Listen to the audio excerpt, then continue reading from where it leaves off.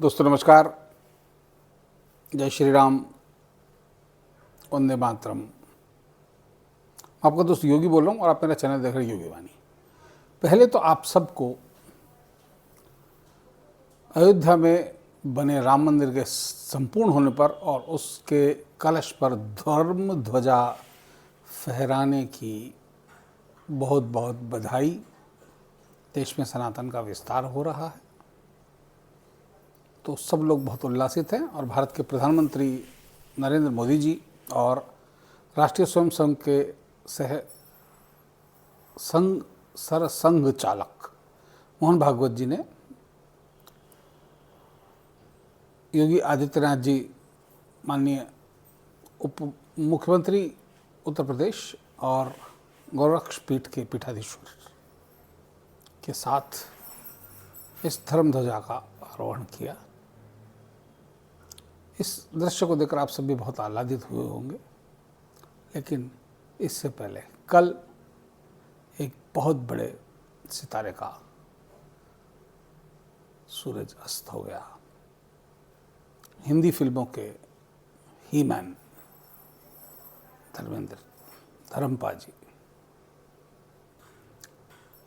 8 दिसंबर को उनका जन्मदिन आने वाला था।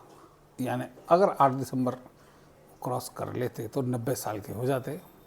हालांकि हम लोग सब अभी 8 दिसंबर को उनका 90वां जन्म दिवस मनाएंगे, बस उस जन्म दिवस की जगह जन्म जयंती हो जाए।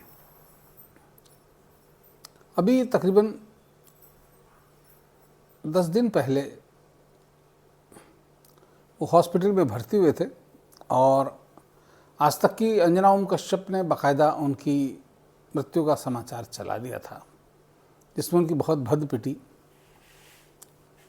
और उनको देखा था। बहुत सारे सोशल मीडिया के बहुत सारे लोगों ने भी धर्मेंद्र की को श्रद्धांजलि देनी शुरू कर दी थी। बाद में हॉस्पिटल में सनी देओल बहुत गुस्सा हो गए कि आप कैसे एक जिंदा आदमी को मार सकते हैं। उनके दोस्त शत्रुघ्न सिन्हा ने भी ट्वीट करके विरोध किया कि मरे उनके दुश्मन। और उनकी पत्नी, जो दूसरी पत्नी हेमा मालिनी, ने भी कहा कि आप लोगों को शर्म नहीं आती। लेकिन मीडिया अपनी जिम्मेवारी समझता कब है? आज तक समझा क्या? मीडिया के बारे में कुछ और भी बात करेंगे कभी, लेकिन आज बात सिर्फ धर्मेंद्र की। धर्मेंद्र एक ऐसे सुपरस्टार रहे हुए हैं जिन्होंने बड़े बड़े सुपरस्टारों के दौर में भी अपना परचम फहराए रखा। एक खास बात देखिए, राजेश खन्ना का दौर था, तब भी धर्मेंद्र अपनी जगह अटल थे। अमिताभ बच्चन का दौर आया, तब भी धर्मेंद्र अपनी जगह अटल रहे। राजेश खन्ना के साथ भी उन्होंने फिल्में की और अमिताभ बच्चन के साथ तो की ही की। और कुछ सुपरहिट फिल्में जिनमें शोले, चुपके चुपके, राम बलराम आदि शामिल हैं। और राजेश खन्ना के साथ उनकी राजपूत मेरे को याद आती है, और भी फिल्म उनकी शायद हो, मेरे को अभी याद आए तो आप बताइए कमेंट में। पंजाब के साहनेवाल गांव से आया एक जट युवक, जिनके पिता एक साधारण टीचर थे। ये युवक एक खेती करता था, पैदल जाता था, गांव में नल नहीं था तो कुएं से पानी खींचता था और गांव में अपने खेतों में देता था। उनके पिता जहाँ कहते जिन जिन पेड़ों में देता था। इस कारण उनका जो शरीर था, हीमैन जिसे बोला जाता है, वो बिल्कुल सुतवां शरीर, जिसके लिए आज के कलाकार या आज के युवा जिम जाते हैं, वो उनको कुदरती मिला हुआ था। तो उसके चलते उनके जलवे अलग ही थे। बहुत सुदर्शन व्यक्तित्व। भारतीय फिल्म इंडस्ट्री में जो बहुत खूबसूरत पुरुष, खूबसूरत जिसे बोलते हैं ना, वैसे जो लोग आए हैं उनमें से नंबर 1 पे माने जाते हैं धर्मेंद्र। माचो मैन, जिनकी मर्दानगी झलकती रहती थी। बहुत साफ दिल और साफ सीधे सच्चे आदमी, हमेशा सबको प्यार करने वाले। उनकी फिल्मों की हीरोइनों को भी वो बड़े प्यार से जब अच्छे मूड में होते तो अपने हीरोइन को अपनी सहेली बोलते थे कि मेरी सहेली है, और हीरोइनों पे उन पर मर मिटने को तैयार रहती थी। ये सोच के मान के चली कि हेमा मालिनी, जिन्होंने उनके साथ बहुत सारी फिल्में की, इतनी मर मिटी कि अंततः ये जानते बूझते कि उनकी पहले शादी हो चुकी है, उसके बावजूद उन्होंने उनसे दोबारा शादी की। और हेमा मालिनी धर्मेंद्र से उम्र में काफ़ी छोटी हैं। दोनों के बीच में कॉमन इतनी ज़बरदस्त केमिस्ट्री थी कि उनकी फिल्में आप जब भी देखोगे तो आपको लगेगा कि एक दूसरे के लिए ही बने हुए हैं। हालांकि हेमा मालिनी की और कलाकारों के साथ भी बहुत सारी फिल्में रही हैं, लेकिन धर्मपाल जी के साथ जो फिल्में हैं उनका कोई तोड़ नहीं है, जोड़ दी तोड़ नहीं है, समझ लीजिए। अब धर्मपाल जी की कौन कौन सी फिल्में मेरी फेवरेट फिल्में हैं, किसी एक का नाम बताऊं तो असंभव है, लेकिन हाँ, सत्यकाम, चुपके चुपके, दोनों फिल्में ऋषिदा की हैं। ऋषिकेश मुखर्जी महान डायरेक्टर, और आनंद भी वो करने वाले थे, जिस पे बाद में राजेश खन्ना के साथ ऋषिकेश मुखर्जी ने मिला, राजेश खन्ना की कालजयी फिल्म बनी, वो आनंद भी करने वाले थे। एक टीवी इंटरव्यू में खुद भी बता रहे थे, ऋषिदा ने उनको आनंद ऑफर की, फिर राजेश खन्ना को ले लिया। उनको पता चला तो उन्होंने पूरी रात शराब पी के बार बार फ़ोन करके ऋषिदा को परेशान किया, तुम हमारी फिल्म, पंजाबी में बोलते थे, तो तूने मेरे फिल्म से निकल नहीं लिया। ऋषिदा कहते धर्म सो जा, फिर फ़ोन काट देते, फिर दोबारा लगाए थे। पूरी रात उन्होंने परेशान किया, जिसके बारे में हंसते भी हूँ। और धर्मेंद्र ने अपना खुद का रोल ही किया था फिल्म गुड्डी में, जो भी ऋषिकेश मुखर्जी ने बनाई थी। तब की जया भादुड़ी ने एक बच्ची का रोल किया था, जो फिल्म कलाकारों की बड़ी फ़ैन होती है, तो उनके वो शादी नहीं कर पा रही थी, तो उनके पिताजी ने उनको फिल्म इंडस्ट्री की हकीकत दिखाने के लिए शूटिंग दिखाने का फैसला किया, जहाँ धर्मेंद्र से मिलती हैं, और धर्मेंद्र से उन्हें पहली नज़र में ही प्यार सा हो जाता है। तो ये चीज़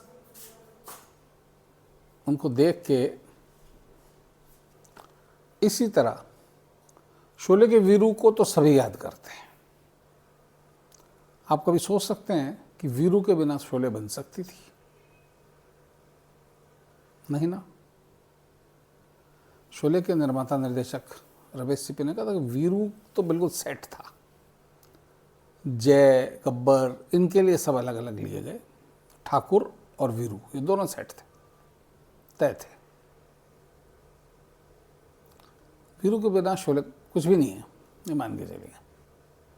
इसी तरह धर्मवीर, धर्म के बिना कुछ नहीं है, धर्म जी के बिना धर्मवीर कंप्लीट नहीं है। हालांकि मनमोहन देसाई उसके निर्देशक, जो मसाला फिल्म बनाने के एक्सपर्ट थे, उन्होंने फिल्म बनाई थी चाचा भतीजा, जहाँ भी धर्मपाल जी थे रणधीर कपूर के साथ, रहमान भी उस फिल्म में थे। धर्मेंद्र ने बाद में बहुत सारी फिल्मों में काम किया। एक अनिल शर्मा डायरेक्टर थे, उनके साथ उन्होंने हुकूमत फिल्म की थी, जो काफ़ी सुपरहिट हुई थी।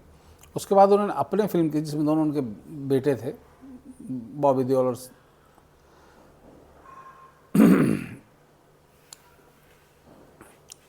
सनी देओल दोनों थे, और धर्मपाल जी खुद भी थे, और बड़ी अच्छी मार्मिक फिल्म थी अपने। बाद में उन्होंने बड़ी मजाकिया फिल्में में जटी हमला पगला दीवाना पार्ट 2 भी आया उनका। अब शायद कुछ और भी उनकी फिल्म अभी पाइपलाइन में थी, जो बन चुकी है, जो आने वाली है। बाकी उन्होंने बहुत लाजवाब रोल की, और उनकी पुरानी फिल्मों का कोई मुकाबला नहीं है। मीना कुमारी के ज़माने में मीना कुमारी उनकी बड़ी ज़बरदस्त दीवानी थी।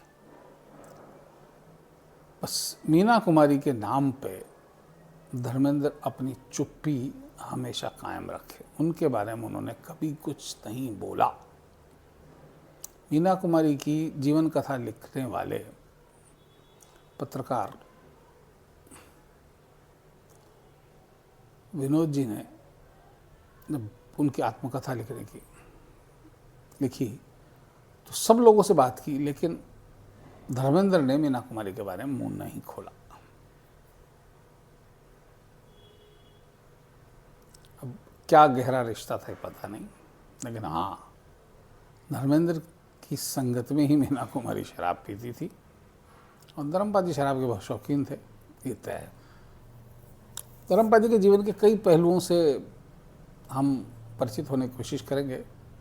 मेरे एक अजीज मित्र हैं जो धर्मपाल जी से बहुत बार मिले हैं, उनसे गए हैं। आज मैंने उनसे बात करने की चेष्टा की तो उन्होंने कहा नहीं, अभी ये तो मूड बड़ा अपसेट है, तो संभवतः कोशिश करेंगे कि कल उनसे बात हो और धर्म जी के साथ कुछ और यादें आप लोगों के साथ साझा की जाएं जो उन्होंने रूबरू रह के पाई हैं। हम तो उनमें से हैं जिन्होंने उन्हें पर्दे पे देखा है और बहुत सारे टीवी शोज़ में देखा है। बहुत नेक दिल इंसान, बहुत भले आदमी धर्मपाल जी। तो दोस्तों, भगवान उनकी आत्मा को शांति दे और उन्हें अपने चरणों में स्थान दे, यही कामना है। याद करते हुए बड़ा जी भर आता है। पर्दे के वो कलाकार जिनको देख के हम अपनी फैमिली का हिस्सा मानने लग जाते हैं, उनमें से एक थे धर्मेंद्र। तो दोस्तों, आज के लिए इतना ही, फिर मिलते हैं कल। तब तक के लिए आज्ञा दीजिए। जय श्री राम, वंदे मातरम, जय भारत, जय श्री राम। चैनल आपको पसंद आ रहा है तो आप इसे सब्सक्राइब करें, शेयर करें और लाइक तो करें ही करें वीडियो को, है ना।